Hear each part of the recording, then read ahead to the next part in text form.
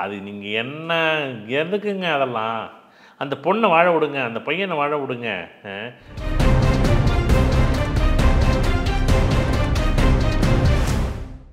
3 நாளைக்கு முன்னாடி என்கிட்ட ஒரு ஜாதகம் வந்துச்சு சார். பொண்ணுக்கு 36 வயசு, இன்னும் கல்யாணம் ஆகலமான ஒரு அப்பா ஃபோன் பண்ணி அழுகுறாரு.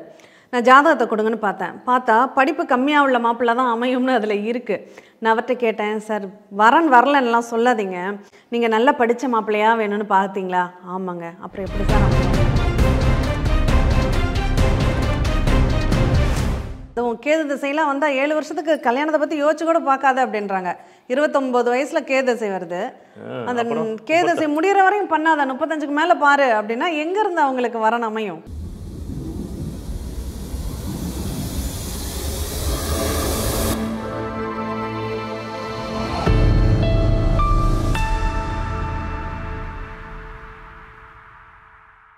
இந்த ரிஷபராசிக்கு கோடிகளில் புரளும், மிதன ராசி ஓஹோன்ற ராசி பலன் பார்க்கும்போது அப்படி தலைப்பு இருந்தால் தான் மக்கள் போய் உள்ளரே பார்க்குறாங்க. நீ இந்த வீடியோ கூட அப்படி தலைப்பு வைங்க. எப்படி வைங்க? ரிஷபராசிக்கு 3 கோடி கிடைக்குன்னு சொல்லி வைங்க. எத்தனை ராசி ரிஷபராசிக்காரர்கள் வந்து கோடிகளில் வா? நான் என்ன சொல்கிறேன், ரிஷபராசி ரைட், இன்னைக்கு வந்து அவங்க ரிஷபராசியே இல்லையே, இருக்கும்போது ரிஷபராசி உண்மையிலே இன்னைக்கு சந்திரதசை போணுச்சுன்னு வச்சுங்களேன், உண்மையிலேயே அது சூப்பராக வேலை செய்யும். பரவாயில்ல, அப்படி ஜாக்பாட் மாதிரி. அதுக்காக சந்திரன் நெட்டில் இருந்துச்சுன்னா நல்லா இருக்குமா, நல்லா இருக்காது, அதையும் சொல்லிவிட்டேன். ஏன்னா சார் எனக்கு சந்திரதசை ரொம்ப கஷ்டப்படுறேன். சந்திரதசை நீங்கள் ரொம்ப நல்லவன் நீங்கள் தான், ரொம்ப கெட்டவன் நீங்கள் தான். சந்திரதசை ஒரே நேரத்தில் ஜாக்பாட்டும் தூக்கியும் போட்டு உடைக்கும். அதை விட்டு சந்திரதசையை வந்து நம்பவே முடியாது. இப்போ குருதசை வந்து நிதானமாக நல்லதையும் கெட்டதையும் கொடுக்கும். இந்த ராகு கூட ஒன்று பெரிய ஓஹோன்னு கொடுத்தா கூட நிதானமாக தான் அதை கெடுக்கும். அது கையில் கெடுக்கும். ஆனால் சந்திரன் அப்படி கிடையாது, பூமி மாரி கொடுக்கும். அப்படியே ஒரே நேரம் ஜீம் பூமா மாரி தான் அது சந்திரதசை. அதை விட்டு இந்த ரிஷபராசி இப்போ சந்திரதசை நடக்கிறவங்களுக்கு உண்மையிலேயே 11ல் சனி இருக்கார், 2ல் குரு இருக்கார், 10ல் ராகு இருக்கார், 4ல் கேது இருக்கார். உண்மையிலே சந்திரதசைக்கு சூப்பராக இருக்கும் ரிஷப ரோகி நட்சத்திரத்துக்கு. அப்படி சொன்னால் கரெக்டாக இருக்கும். ரிஷபராசி இப்போ ரிஷபராசிக்கு பார்த்தீங்கன்னா ராகுதசை நடக்கும், ராகு 9ல் இருக்கும். அவர் மொத்தமும் ஊரை விட்டு எப்படா ஊரை விட்டு ஓடி போடலாமா நினச்சிக்கிட்டு இருப்பார். இடத்த மாற்றலாமா, வேலையை மாற்றலாமா, தொழிலை மாற்றலாமா. நீங்கள் ரிஷபராசிக்காரங்க இந்த விருச்சிக ராசிக்கு பார்த்தீங்கன்னாலாம் இந்த ரிஷபம் விருச்சகம் தான் ரொம்ப ஆச்சரியமாக இருக்கும். இந்த விருச்சகத்தை பார்த்தீங்கன்னு வச்சுங்களேன், சார் எனக்கெல்லாம் சனி பயிற்சியெல்லாம் முடிஞ்சு சூப்பராக இருக்கும். எத்தனை சனி பயிற்சி முடிஞ்சிருக்கு விருச்சிக ராசிக்கு பார்த்தீங்கன்னா பாருங்கள். இப்போ எத்தனை ஒன்று சனி பயிற்சி முடிஞ்சு இப்போ 2.5 வருஷம் முடிஞ்சு, அடுத்த 2.5 வருஷமும் முடிஞ்சு போச்சு. 7.5 சனி முடிஞ்சு, கும்பமும் முடிஞ்சு போச்சு, அடுத்தது மீனத்துக்கே வந்துட்டு. ஆனால் பார்த்தீங்கன்னா இன்னமும் அது இந்த விருச்சிக ராசி பார்த்தீங்கன்னா ரொம்ப கஷ்டமாக இருக்கும். இப்போ என்ன அவங்களுக்கு சந்திரதசை நடக்கும், இல்லை வந்து செவ்வாதசை நடக்கும். 50 வயசுக்கு மேலே போனால் செவ்வாதசை நடக்கும். அப்போ எப்படி இருக்குங்கிறீங்க, போட்டு படுத்தும். இப்போ அவங்களுக்கு கும்பராசி கும்பலக்கணம் இருந்துச்சுன்னா கடைசி 2 வருஷம் சார், 2 வருஷம் போட்டு படுத்தி விடு சார். அப்போ 7.5 சனின்னு சொன்னாங்க சார். அப்போ கூட நான் நல்லா தான் சார் இருந்தேன். அப்போ நல்லா தானே இருந்திருப்பா. நிறைய சொல்லியிருக்காங்க 7.5 சனியில கஷ்டம் எல்லாம் இல்லை, இப்போதான் ரொம்ப கஷ்டமா இருக்கு அப்படின்னு சொல்லியிருக்காங்க. கடந்த 2.5 வருஷத்துக்கு முன்னாடி கடகத்துக்கு அட்டமத்தில் சனி, கடகத்து அஷ்டமத்து சனின்னா விட இப்போ பார்த்தீங்கன்னா சிம்மத்துக்கு அஷ்டமத்து சனி.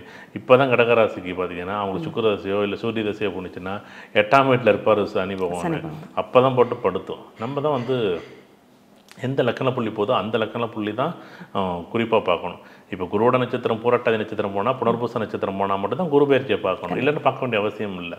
நீங்கள் அதுக்கு பயன்பட்டுட்டு சார் அப்படி இல்லை சார், இல்லை சார் நீங்கள் பூச நட்சத்திரம் போணுச்சா 9ல் சனி இருக்காரு, கண்டிப்பாக இந்த நேரத்தில் வேலையை விட்டு தூக்கி விடுவாங்க. பேசாமல் பொறுமையாக அமைதியாக இருங்க. சனி தசையோ சனி புத்தியோ சனி அந்தரமோ சனி சூட்சமோ அதிசூட்சமாக போணுச்சுன்னா கண்டிப்பாக தசாபுத்திகளில் கவனமாக இருக்கணும். எதில் அப்படின்னா வேலை வாய்ப்புகளில், இடம் வாங்குறதுல, தேவையில்லாத இடம் சம்மந்தப்பட்டது, கோர்ட்டு கேஸ் சம்மந்தப்பட்டது, இதெல்லாம் வருமானம் வரும். ஆனால் இப்போ ஏன் நாங்கள் இவ்வளோ பர்டிகுலராக சொல்கிறோம், இப்போ உங்கள் ஜாதகம் கையில் இல்லை, யாருக்கெல்லாம் சனி தசை நடக்குதோ, யாருக்கெல்லாம் சனி தசையோ சனி புத்தியோ நடக்குதோ, இவங்களுக்கு எல்லாமே அந்த வரக்கூடிய 2 வருட காலங்கள் போட்டு நம்மளை அறியாமல் என்ன பண்ணுவோம், ரொம்ப கஷ்டப்படுத்துவோம். சார் அஷ்டமதி சனி கூட நல்லா தான் சார் இருந்துச்சு, இப்போ தான் சார் போட்டு பாடாப்படுத்துது. ஏங்க அப்படி தாங்க பண்ணோம். இவங்க என்ன சொல்கிறாங்கன்னா, இவங்க பயப்படுறாங்க. கடகலக்கணம் இப்போ நல்லா தானே இருக்குது, கடகராசி நல்லா தானே இருக்குது, எப்படி நல்லா இருக்குது, எங்கே நல்லா இருக்குது, கடகராசியே இப்போ தான் சிம்ம ராசியாக இருக்குது, அஷ்டமத்தில் சனி இருக்காரு, அப்புறம் எப்படி இருக்கும்? கண்டிப்பாக சுக்கிரதசை சூப்பராக இருக்கும்னு எல்லாருமே சுக்கிரதசையை தான் ரொம்ப எதிர்பார்ப்போட பார்த்துட்டு சுக்கிரதசை ஓஹோன்னு இருக்கும். சுக்கிரதசை அவனுக்கு ஒன்றுமே செய்யாதுன்னாரு, அவருக்கு சுக்கிரதசை சூப்பராக விளைஞ்சிச்சு. என்கிட்ட கேட்டார், மாப்பிள்ளை எனக்கு கடகலக்கணம் சாமி மாப்பிள்ளை இதுமாரி எனக்கு 12ல் சுக்கிரன் இருக்குது, 12 சுக்கிரன் மறைவு இல்லை, ஆனாலும் எனக்கு எப்படி கொடுக்க போகுதுன்னு தெரியலை அப்படின்னாரு. அதெல்லாம் நல்லா தான் இருக்குன்னு. அவர் கன்னிலக்கணமும் 10ல் சுக்கிரன் சூப்பராக ஓஹோன்னு சூப்பராக இருந்துச்சு, சூப்பராக தொழில் ஒன்றுச்சு. அடுத்த லக்கணம் துலா லக்கணம் 9ல் சுக்கிரன் சூப்பராக ஒன்றுச்சு அவருக்கு. இவங்க எது கெட்டதுன்னு நினைக்கிறாங்களோ அதெல்லாம் நல்லது, எது நல்லதுன்னு நினைக்கிறாங்களோ அதெல்லாம் கெட்டதாக மாறுது. அதோட ரொம்ப கவனமாக இருக்கணும். அதுவே திருமண பொருத்தத்தை பற்றி நீ கேட்டீங்க.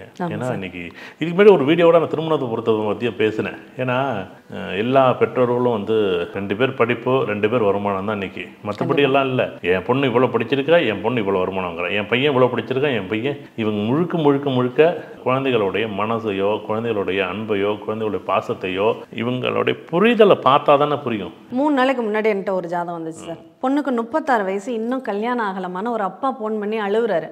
நான் ஜாதகத்தை கொடுங்கன்னு பார்த்தா படிப்பு கம்மியாக உள்ள மாப்பிள்ளை தான் அமையும்னு அதில் இருக்குது. நான் அவர்கிட்ட கேட்டேன், சார் வரன் வரலன்னெலாம் சொல்லாதீங்க, நீங்கள் நல்லா படித்த மாப்பிள்ளையா வேணும்னு பார்த்தீங்களா? ஆமாங்க. அப்புறம் எப்படி சார் அமையும்? பொண்ணுக்கு கொஞ்சம் படிப்பு கம்மியாக, உங்கள் பொண்ணு படித்த டிகிரி 3 டிகிரி முடிச்சிருக்கு, நீங்கள் 1 டிகிரி அல்லது 2 டிகிரி படித்த மாப்பிள்ளையா பாருங்கள் அமையும் அப்படின்னு சொல்லியிருந்தேன்.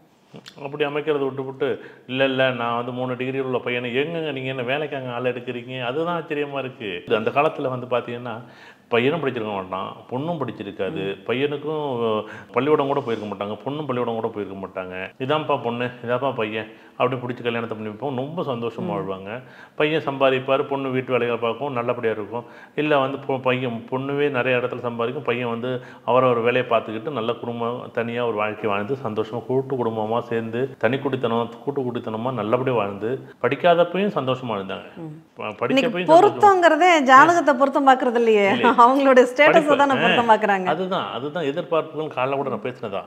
இவங்க என்ன பண்ணுறாங்க, படிப்பு ஓகே சந்தோஷம்தான், படிக்கலாம், வேலைக்கு போகலாம். ஆனால் இவங்க எதிர்பார்க்குற விஷயம் அப்படியே வரணும்னு எதிர்பார்க்குறது. லக்கணத்தில் சூரியன் இருக்குது, எனக்கு வரக்கூடிய மகன், எனக்கு மருமகன் இப்படி வரணும், ஒரு எதிர்பார்ப்பு, ஒரு கௌரவம், ஒரு அந்தஸ்து. அது நீங்கள் என்ன எதுக்குங்க அதெல்லாம்? அந்த பொண்ணை வாழ விடுங்க, அந்த பையனை வாழ விடுங்க. உங்கள் கௌரவம் என்ன கௌரவம்? வசதி வாய்ப்பு தகுந்த மாதிரி உடனே பார்த்து பண்ணுங்க. ஏன்னா நீங்கள் அதுவாக நடக்கும். சில விஷயங்கள் வந்து ஒரு சில விஷயங்கள் நடக்கும், சில விஷயங்கள் பிடிக்கணும், சில விஷயம் பார்க்கணும், சில விஷயம் வந்து என்ன பண்ணணும், அம்மா இருக்கும். எனக்கு பொண்ணு மருமக வந்து இப்படி தான் வரணும் எதிர்பார்ப்பு. ஏப்பா அந்த பையனுக்கு பிடிச்ச பொண்ணாக வாங்கறட்டும்னு சொல்லுங்களேன். அது மனசு வரவே வராது அம்மாவுக்கு. என்னைய மாரியே வரணும்னு சொல்லுவோம். அதுதான் அந்த வீடியோவில் பேசியிருக்கேன். அது அந்த திருமண பொருத்தத்துக்கு, இந்த ஜென்ம லக்கணத்துக்கு, ஜென்ம நட்சத்திரத்துக்கு பார்க்குறாங்க. 10 பொருத்தம் பார்க்கலாமா? பார்க்கலாம். நான் ஏன் வேண்டாம்னு சொல்கிறேன்? 10 பொருத்தம் பார்க்க வேண்டாம் நான் சொல்லவே இல்லையே. 10 பொருத்தம் பாருங்கள், ஆனால் இன்னைக்கு உள்ள நட்சத்திரத்தை பாருங்கன்னு சொல்கிறேன். எப்படி இன்னைக்கு உள்ள நட்சத்திரத்தை பார்க்கணும். இன்னைக்கு உள்ள நட்சத்திரம் என்ன நட்சத்திரம்? அட்சய நட்சத்திரத்துக்கு அட்சய நட்சத்திரம் பொருத்தம் பாருங்க.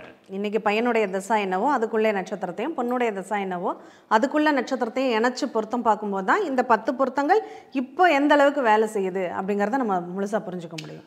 ஏஎல்பி லக்கணத்து ஏஎல்பி லக்கணம் 6 8 வரக்கூடாது, அவ்வளோதான் விஷயம். ஏஎல்பியில் ரொம்ப திருமண பொருத்தம் ரொம்ப ஈஸியாக கொண்டாந்துச்சு. என்னென்னா இவங்களுடைய ஒரு பெண்ணோட வாழ்க்கையில் பையன் எப்படி இருப்பான், பையனோட ஜாதகத்தில் பொண்ணு எப்படி இருக்கும், பொண்ணோட ஜாதகத்தில் பையன் எப்படி இருப்பான். இப்போ இந்த 2 குடும்பம் இருக்குது பாருங்கள், அதுதான் பெரிய போராட்டம். அது ரொம்ப ரொம்ப ரொம்ப ரொம்ப ரொம்ப கவனமாக இருக்கணும்.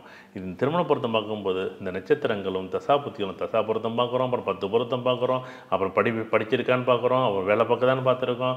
அப்பா ஒத்து போகணும், அம்மா ஒத்து போகணும், படிக்கணும், வேலை பார்க்கணும், இப்போ வீடு வசதி வாய்ப்பு இருக்கணும், செட்டில்மெண்ட்டாக இருக்கணும், வசதி இப்படி இருக்கணும், உயரம் எப்படி இருக்கணும், அழகு எப்படி இருக்கணும், இப்படியெல்லாம் ஒரு எதிர்பார்ப்புகள்லாம் வந்து அந்த ஜாதகத்தில் மொத்தமாக ஒரே இடத்துல என்ன பண்ணியிருக்கோம், 2ஆம் வீட்டு நட்சத்திர புள்ளி 1ல் இருக்கும், 8ஆம் வீட்டு நட்சத்திர புள்ளி 7ல் இருக்கும். படிப்பாலையும் பேச்சாலையும் குடும்பத்தாலையும் அந்த திருமணம் தடையாயிடும். இதெல்லாம் கூட ஏற்றுக்கிற ரீசனாக சொல்லலாம் சார். ஒரு சமீபத்தில் பார்த்த ஒரு ஜாதகம், பையன் கண்ணாடி போட்டிருக்காருன்னு அந்த பொண்ணு வேண்டான்னு சொல்லிடுச்சு. 2ஆம் வீட்டு நிகழ்வுகள் வந்து லக்கணத்தில் இருந்துச்சுன்னா கண்ணாடி போட்டு தானே ஆகணும். 8ஆம் வீட்டு நிகழ்வு 2ல் இருந்துச்சுன்னா கண்ணாடி போட்டு தானே ஆகணும். கண்ணாடி போட்ட பையன் கண்ணாடி போட்ட பொண்ணு தானே வரும். அப்படி தான் அமைப்பு இருக்கும். என்னென்ன கண் ஆப்ரேஷனை ஈஸியாக லென்ஸ் மாதிரி வச்சு ஃபிட் பண்ணிட்டு போயிடுறாங்க. கண்ணாடி போடணும்னு தேவை கூட இல்லாமட்டு அப்படியெல்லாம் உலகம் வேகமாக போய்கிட்டு இருக்கு. இது ஒரு காரணம்னு சொல்லி அந்த நல்ல பையனை வரனை விட்டுட்டு, ஏன்னா வயது போக இருக்கிற பொண்ணுக்கோ பையனுக்கோ கல்யாணமெல்லாம் ஆகிடும். இது யாராச்சும் எதிர்பார்த்துக்கிட்டே இருக்கிறாங்களோ இவங்களை தான் காலம் கடந்து நடக்கும்போது இதில் வந்து செவ்வாய், ராகு, கேது, குரு, சுக்கிரன், சனி. இப்போ 7 சுக்கிரன் இருக்கக்கூடாது, 7 செவ்வாய் இருக்கக்கூடாது, 7 சனி இருக்கக்கூடாது, 7 சூரியன் இருக்கக்கூடாது. அப்புறம் 12 கட்டத்தில் எங்கே தான் இருப்பார்? இந்த நட்சத்திரங்களை பேசும்போது ஜோதிடர்கள் பேசாமல் இருக்க முடியாது. ஜோதிடத்தையும் பேசணும், ஜோதிடர்களையும் பேசணும். கண்டிப்பா. சரி, நீனும் ஜோதிடர், ஆமாம் ஜோதிடர், நாங்களும் ஜோதிடர் தான். நாங்கள் என்ன இருக்கிற அமைப்பு அப்படியே சொல்கிறோம். நீ எடுக்கிற முடிவு நீ தான். இதில் தான் இப்படி தான் இருக்குது, இப்படி தான் சூரியன் இருந்துச்சுன்னா நீங்கள் அப்பா தான் முடிவு எடுப்பார், சந்திரன் தான் அம்மா தான் முடிவு எடுக்கும், புதன் தான் படிப்பு தான் முடிவு எடுக்கும், செவ்வாய் இருந்தால் உன் சகோதரன் சகோதரி தான் முடிவு எடுப்பாங்க. எங்கள் அக்காவுக்கு கல்யாணம் ஆகல, என் தங்கச்சி கல்யாணம் ஆகும். கரெக்டு தாங்க, அதுதான் இயல்பு. அக்காவை கல்யாணம் பண்ணி தங்கச்சி கல்யாணம் பண்ணி தான் அந்த ஆண் பையன் கல்யாணம் பண்ணணும். இதுதான் இயற்கை, அதில் ஒன்றும் மாற்றுக்கிறது இல்லை. ஆனால் லக்னத்தில் செவ்வாய் இருக்குது, செவ்வாய் தோஷத்தால் கல்யாணம் நடக்கல. எங்கள் அக்காவால் ஒரு என்னென்னா இந்த அக்காவுக்கு இப்போ கல்யாணத்தை பண்ணி வைக்கணும், இதுக்கு என்ன வசதி வாய்ப்பு இருக்கோ அதுக்கு தகுந்த மாதிரி பண்ணி வைக்கணும், தங்கச்சி என்னவோ அதை பண்ணி வைக்கணும். அடுத்தது சுக்கிரன் இருந்துச்சுன்னா அழகாக இருக்கணும், செவ்வாய் குரு இருந்துச்சுன்னா ஜோசியர் அப்பா நமக்கு வருவார் பண்ணுங்க, இந்த வீட்டில் வசதி வாய்ப்பு இருக்குது, இந்த வீட்டில் வசதி வாய்ப்பு இல்லை, இந்த ஜாதகமே பொருத்தம் இல்லை, இந்த ஜாதகமே பொருத்தமாக இருக்குது. இப்படி பல கோணங்களில் இந்த திருமண வாழ்க்கை இந்த 20 to 30 வயசு விட்டுட்டு, ஏன்னா இந்த தசாபுத்திகள் படுத்துகிற, ஏன்னா இந்த தசாபுத்திகள் ஒரு பங்களிப்பு இருக்கான்னு இருக்குதான். சார் இவங்களுக்கு ராகதசை போகுது சார் கல்யாணம் வேண்டாம் சார், சார் இவங்களுக்கு குருதசை போகுது சார் கல்யாணத்தை பண்ணலாம் சார். அந்த லாங் டைமை தள்ளி போடுறாங்க, அது ரொம்ப கஷ்டமாக இருக்குது. கேது திசையெல்லாம் வந்தால் 7 வருஷத்துக்கு கல்யாணத்தை பற்றி யோசிச்சு கூட பார்க்காத அப்படின்றாங்க. 29 வயசுல கேதசை வருது, அந்த கேதசை முடிகிற வரையும் பண்ணாத, 35க்கு மேலே பாரு அப்படின்னா எங்கேருந்து அவங்களுக்கு வரணும் அமையும்? அப்போ எப்போ கல்யாணம் ஆகுறது, எப்போ குழந்தை பிறக்கிறது, அவங்க எப்போ வளர்க்குறது, அதை எப்போ செட்டில் பண்ணுறது, அவங்களை எப்படி படிக்க வைக்கிறது, அவங்களுக்கு தேவையான விஷயங்கள் எப்போ பண்ணுறது, எப்போ இவங்க 60-70 வயசில் போய் எப்போ செட்டில் ஆகும். கேதசை பற்றி பேசும்போது நான் கூட சொல்ல முடியும். என்னன்னா இந்த கேதசில் கல்யாணம் பண்ணி வச்ச ஜாதகம் எல்லாமே பார்த்தீங்கன்னா பிரச்சனை இருக்கா, பிரிவு இருக்கா, அங்கே கேது எப்படி இருக்குன்னு தெரியல. ஆனால் கேது நல்லா இருந்துச்சுன்னா 2 ஆண் குழந்தை இருக்குது, ரெட்டை குழந்தைகள் நிறைய இருக்கிறத கேதசில் ஆண் குழந்தை ரெட்டை குழந்தை பிறக்கும்னா பிறக்கும். அப்படியே இல்லைனாலும் 2 ஆண் குழந்தை இருக்கும். அதான் ஆச்சரியம் ஐயோ கேதசையை விட்டுறாதீங்கய்யா, கல்யாணத்தை பண்ணி வைங்க. கேது 2-8 ஏஎல்பிக்கு 2-8 இருந்துச்சுன்னா கொஞ்சம் பார்த்து பண்ணுங்க. ஆனால் வந்து அதிகமான ஒரு வாய்ப்பு கேதசை நம்ம தசாபுத்திகளை பார்க்குறதில்ல. சப்போஸ் கேதசை யாராச்சும் பார்க்குறாங்கன்னு அந்த வீடியோவை ஜோதிடர் பார்க்குறாருன்னு வச்சுக்கலேன், கேதசை போணுச்சுன்னா நல்லது இருக்கும் கெட்டது இருக்கும், அதுதான் அவங்கவுங்க தனிப்பட்ட இருப்பான். ஆனால் கேதசையில் கல்யாணம் பண்ணி நீங்கள் ஆய்வு பண்ணி பாருங்கள், ஆண் குழந்தை பிறந்திருக்கான்னு, ஆண் குழந்தை பிறந்திருக்கும், 2 குழந்தை ஒரு ஆண் குழந்தை இருக்கும், கண்டிப்பாக இருக்கும். அதில் ஒன்றும் மாற்றுக்கிறது இல்லை. எனக்கு அதோட கேதசை எங்கே வீணாக்குவாங்க, கேதசை எங்கே விடுவாங்க பாவம். சுக்கிரதசை சூப்பராக இருக்கும். சுக்கிரதசையில் கல்யாணம் பண்ணி எத்தனை விதமாக டைவர்ஸ் ஆகிருக்கு.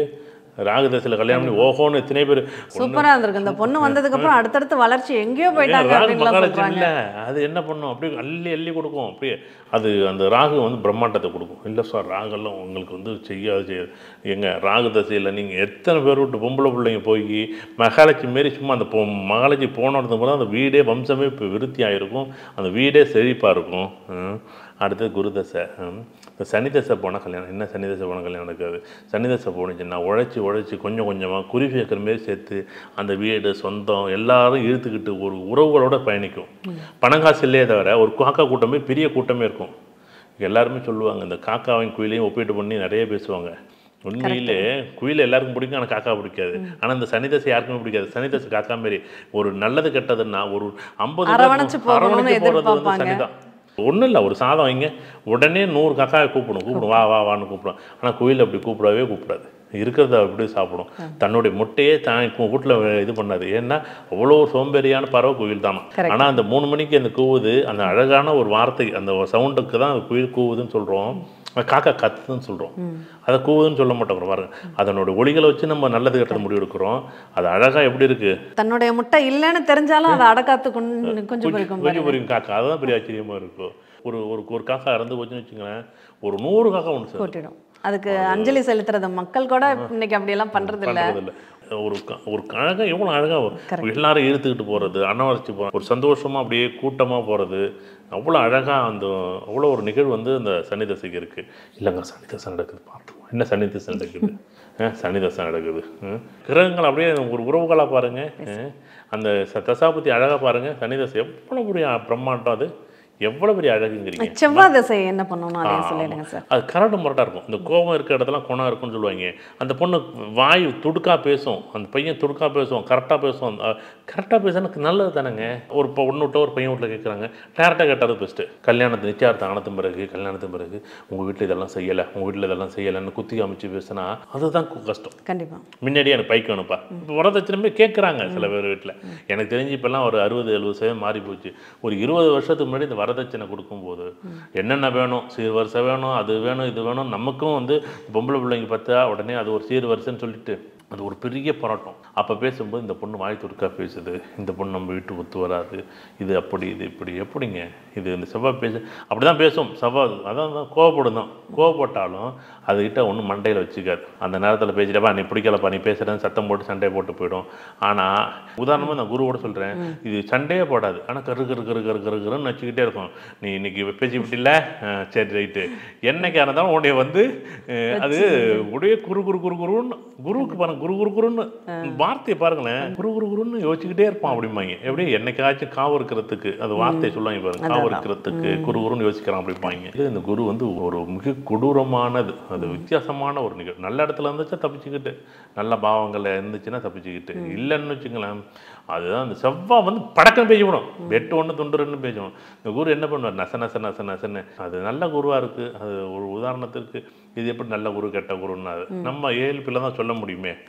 இது வந்து நல்ல குருவா கெட்ட குருவான்னு. ஏன்னா இந்த குரு தசை வந்து நல்லதும் செய்யும் கெட்டதும் செய்யும். ஆனால் அந்த செவ்வாய் தசை கெட்டது பண்ணுற மாதிரி நல்லது செஞ்சுட்டு போடும். கரெக்ட். இந்த கல்யாணத்தில் நான் சொல்கிறது மற்றதில் இல்லை, பொதுவாகவே. அடுத்தது வந்து பார்த்திங்கன்னா இந்த புதன் தசை. இது என்னென்னா எவ்வளோ பழிச்சிச்சு அவ்வளோ வரையும் வாங்கும். எவ்வளோ நல்ல பொண்ணாக வரட்டும் அது வரைக்கும் பழிக்குது. அந்த பொண்ணு முடியாதுன்னு சொன்னோன்னா இதுக்கு பின்னாடி பேக் வந்து ஒரு ஸ்டெப் பின்னாடி வந்து டக்குன்னு கல்யாணம் பண்ணிட்டு ஓடிடும். பொண்ணு அழகாக இருக்கணும், அப்புறம் இந்த பொண்ணு பேசிடலான்னு சொல்லி கிட்ட போவாங்க. இந்த பொண்ணு அழகாக இருக்குது, படிச்சிருக்கு, நல்ல வசதி வாய்ப்பாக இருக்கணும்னா அந்த பொண்ணை விட்டுட்டு அடுத்த பொண்ணுக்கு தாவும். இந்த ஜாதகம்லாம் பேசி கூடி வரும்போது அந்த நேரத்தில் இன்னொரு பொண்ணு ஜாதகம் வரும்.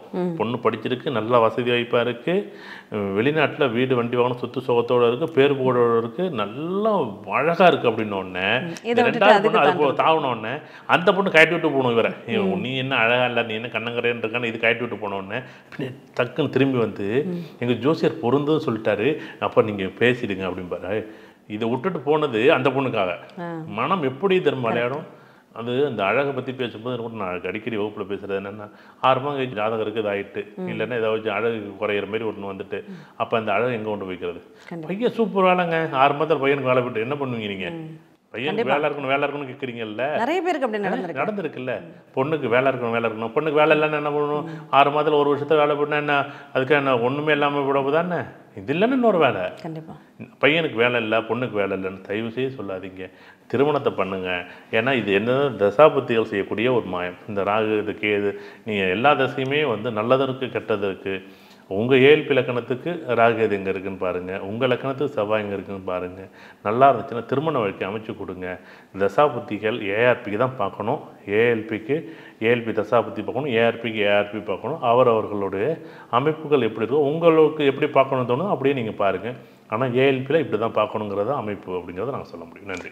அட்சய ராசிக்கு நம்ம எப்படி தசாபத்திகளை பார்க்கறது அப்படிங்கிறத நல்ல விரிவான விளக்கமாகவே ஒவ்வொரு தசைக்குமே எப்படிப்பட்ட பலன்கள் இருக்கும்னு ஐயா ரொம்ப தெளிவாகவும் விளக்கமாகவும் நமக்கு கொடுத்துருக்காங்க.